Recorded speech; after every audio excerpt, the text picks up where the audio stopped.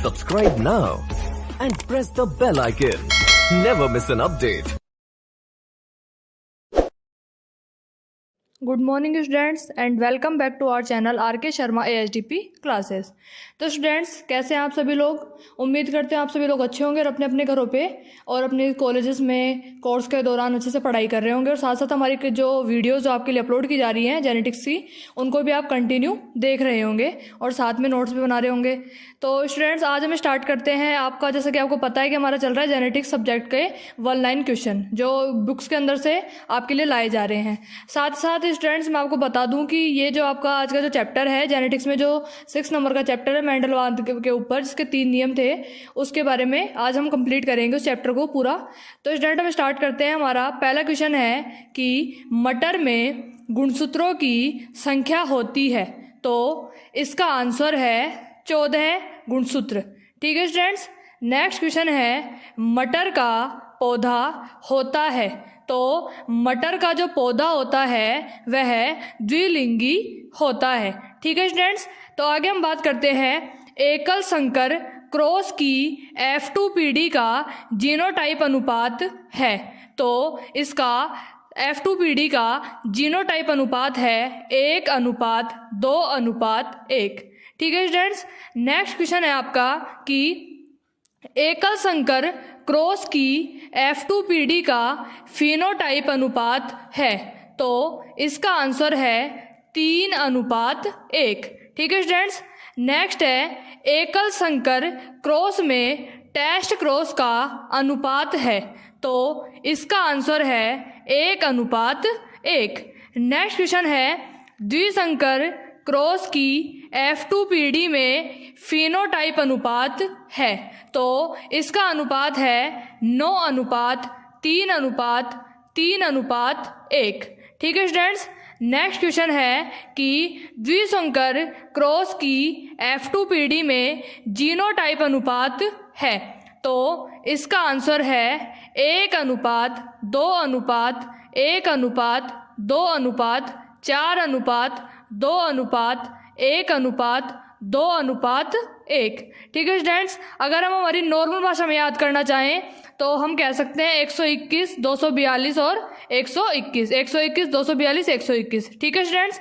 Next हम बात करते हैं द्विसंकर क्रॉस में टेस्ट क्रॉस का अनुपात है, तो इसका आंसर है 1:1:1:1:1। ठीक है स्टूडेंट्स। नेक्स्ट हम बात करते हैं आगे कि आनुवांशिक संगठन को जांचने के लिए कौन सा क्रॉस किया जाता है, तो इसका आंसर है बैक क्रॉस या संकर पूर्वज क्रॉस। ठीक है स्टूडेंट्स। नेक्स्ट है F1PD का किसी अप्रभावी जनक के साथ क्रॉस कहलाता है, तो इसका आंसर है टेस्ट क्रॉस। आगे हम बात करते हैं। नेक्स्ट है समयुग्मजता को टेस्ट करने के लिए क्रॉस करवाया जाता है, तो समयुग्मता की जो जांच होती है उसके लिए जो क्रॉस करवाया जाता है उसे टेस्ट क्रॉस कहते हैं। ठीक है स्टूडेंट्स। नेक्स्ट क्वेश्चन है प्रभाविकता का नियम, तो प्रभाविकता का जो नियम है वह क्या है? तो जब विषम युग्मजीय अवस्था में एक एलिल दूसरे एलिल के प्रभाव को दबा देती है और उसे प्रभावी एलिल कहा जाता है, और जो प्रभावी लक्षण होते हैं, प्रभावी लक्षण की उपस्थिति में अप्रभावी लक्षण अपने प्रकट नहीं कर पाते हैं, अर्थात F1PD में सिर्फ प्रभावी लक्षण प्रकट होते हैं। यही क्या है? मेंडल के प्रभाविकता का नियम है। यह जो प्रभाविकता होती है यह 3 प्रकार की होती है। एक तो होती है अपूर्ण प्रभाविकता, एक होती है सप्रभाविकता और एक होती है अति प्रभाविकता। तो इसमें हम बात करते हैं अपूर्ण प्रभाविकता जो है उसकी खोज कोल्ड कोरेंस नामक वैज्ञानिक ने की थी, और अपूर्ण प्रभाविकता की स्थिति में जीनोटाइप व फिनोटाइप का जो अनुपात है वह F2PD में समान होता है, जिसका है 1:2:1। नेक्स्ट है अपूर्ण प्रभाविकता में F2PD का जीनोटाइप अनुपात 1:2:1 होता है। ठीक है स्टूडेंट्स, आगे हम बात करते हैं जो अपूर्ण प्रभाविकता होती है उसको ब्लीडिंग इनहेरिटेंस या मिश्रित या मोजेक वंशागति भी कहते हैं। किसको कहते हैं? अपूर्ण प्रभाविकता को। आगे हम बात करते हैं इसके सहप्रभाविकता के बारे में। तो जो सहप्रभाविकता होती है उसमें F2PD में जीनोटाइप का जो अनुपात होता है वह भी 1:2:1 होता है। और जो सहप्रभाविकता है या फिर जो प्रभाविकता का जो नियम है यह सिर्फ और सिर्फ एकल संकर क्रॉस पर ही आधारित है। कौन सा? प्रभाविकता का नियम। नेक्स्ट हम बात करते हैं जो अति प्रभाविकता होती है। अति प्रभाविकता में F2PD का जीनोटाइप व फिनोटाइप अनुपात 1:2:1 होता है। ठीक है स्टूडेंट्स, नेक्स्ट हम बात करते हैं मेंडल का जो दूसरा नियम है पृथक्करण का नियम या विसंयोजन का नियम, जिसे हम सेग्रीगेशन का भी नियम कह देते हैं या लॉ ऑफ सेग्रीगेशन। तो इसमें हम बात करें तो यह क्या होता है? तो इसमें युग्मकों की शुद्धता का नियम भी कहते हैं। कौन से नियम को? पृथक्करण के नियम को। क्योंकि इसमें युग्मक निर्माण के समय जोड़ी के जो दोनों कारक होते हैं अथवा एलिल होते हैं वह क्या होते हैं? एक दूसरे से पृथक हो जाती है। वह एक युग्मक में केवल एक ही एलिल पाई जाती है और यह ही जो मेंडल का सर्वाधिक सत्य नियम है। कौन सा नियम है सर्वाधिक सत्य नियम? मेंडल का पृथक्करण का, विसंयोजन का या युग्मकों की शुद्धता का जो नियम है वह मेंडल का सर्वाधिक सत्य नियम है। इसमें क्या होता है कि युग्मक निर्माण के समय जो दोनों कारक होते हैं जो एलिल पर पाए जाते हैं वह क्या होते हैं? एक दूसरे से अलग अलग हो जाते हैं और तथा जब एक युग्मक होता है उसमें केवल एक ही एलिल पाई जाती है। ठीक है स्टूडेंट्स, आगे हम बात करते हैं मेंडल का जो तीसरा नियम है स्वतंत्र अपवर्हन का नियम। तो स्वतंत्र अपवर्हन का जो नियम है इसमें क्या होता है कि एक लक्षण की वंशागति पर दूसरे लक्षण की जो उपस्थिति होती है उसका कोई प्रभाव नहीं पड़ता है और ये स्वतंत्र अपवर्हन दर्शाने वाले जो लक्षण होते हैं इनके जीन अलग अलग जोड़ी गुणसूत्रों पर स्थित होते हैं। अब हम बात करें इस नियम का अपवाद क्या है। तो स्वतंत्र अपवर्हन नियम का जो अपवाद है वह है लिंकेज यानी कि सहलग्नता। और यह जो स्वतंत्र अपवर्हन का जो नियम है वह केवल और केवल द्विसंकर संकरण में लागू होता है। ठीक है स्टूडेंट्स, आगे हम बात करते हैं प्रयोगात्मक आनुवंशिकी के जनक हैं। तो इसका आंसर है मॉर्गन। जो मॉर्गन है वह प्रयोगात्मक है, जो यानी कि जेनेटिक्स के अंदर जो प्रैक्टिकल कार्य होते हैं उसके जनक जो है वह मॉर्गन है। आगे हम बात करते हैं आनुवंशिकी का भौतिक आधार व इकाई है। तो इसका आंसर है जीन। जीन जो होते हैं आनुवंशिकी का भौतिक आधार भी होते हैं और साथ ही साथ इकाई भी होते हैं। आगे हम बात करते हैं फिनोकॉपी। फिनोकॉपी क्या होती है? तो जब दो अलग अलग जीनोटाइप के जीवों को अलग अलग वातावरण में रखने पर यदि समान फिनोटाइप आए तो ऐसे जीनों को फिनोकॉपी कहते हैं। यानी कि एक ही जैसे जो अगर लक्षण प्रकट होते हैं, एक ही प्रकार का फिनोटाइप प्रकट होता है दो अलग अलग जीनोटाइप के जीवों में, तो उसे क्या कह देते हैं? फिनोकॉपी कह देते हैं। ठीक है स्टूडेंट्स, आगे हम बात करें नर व मादा का लिंग निर्धारित करते समय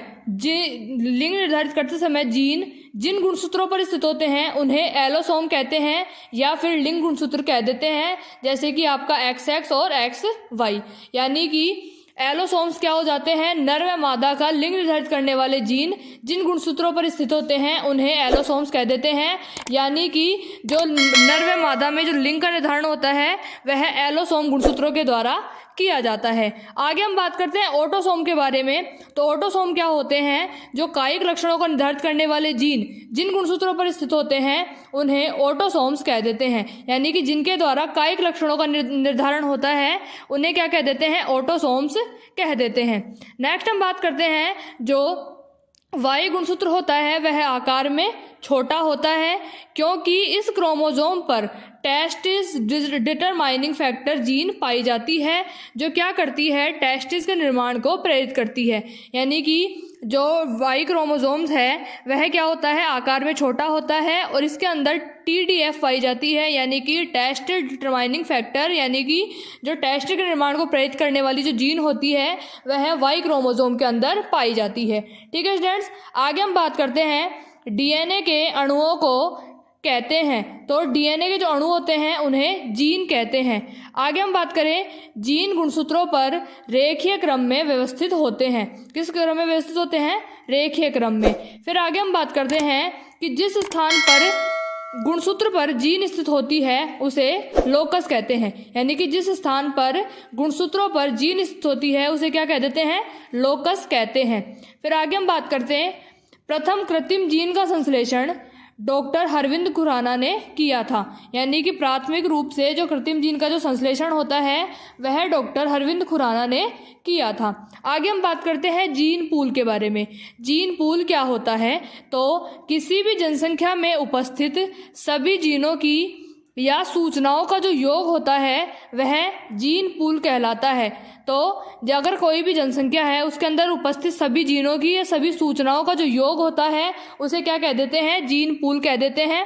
ठीक है स्टूडेंट्स, आगे हम बात करते हैं, जो प्लाज्मिड होता है उसका उपयोग जीन स्थानांतरण में किया जाता है। किसका उपयोग? प्लाज्मिड का उपयोग जीन स्थानांतरण में किया जाता है। आगे हम बात करते हैं, ड्रोसोफिला में गुणसूत्रों की संख्या कितनी होती है? तो ड्रोसोफिला में गुणसूत्रों की जो संख्या होती है वह 8 होती है। ठीक है स्टूडेंट्स, आगे हम बात करते हैं, विषाणु पर जो प्रोटीन का आवरण होता है वह कहलाता है। तो विषाणु पर जो प्रोटीन का आवरण होता है वह कैप्सिड कहलाता है। ठीक है स्टूडेंट्स, इसी के साथ आज का हमारा जो चैप्टर है 6 नंबर का वह कंप्लीट हो जाता है। नेक्स्ट आपके चैप्टर आएंगे linkage, crossing over and multiple alleles, और साथ में लास्ट में आएगा आपके म्यूटेशन। ये आपके जो चारों चैप्टर इनका मिक्स में करके जल्दी से जल्दी एक पूरी वीडियो कंप्लीट बनाई जाएगी। उसके बाद में आपका 11, 12 एंड 3rd चैप्टर उसको भी कंप्लीट किया जाएगा, और बाद में आपका जो 14 और 15 चैप्टर उनकी अलग अलग वीडियोस आएंगी। ठीक है स्टूडेंट्स, इसी के साथ आप हमारे चैनल को ज़्यादा लाइक करें, शेयर करें, सब्सक्राइब करें, साथ साथ बेल आइकन को प्रेस करें, और हमारी जो वीडियोस हैं उनको कंटिन्यू शेयर करें और कंप्लीट देखें, और साथ साथ इनके साथ साथ आप अपनी पढ़ाई को भी कंटिन्यू रखें। Thank you students.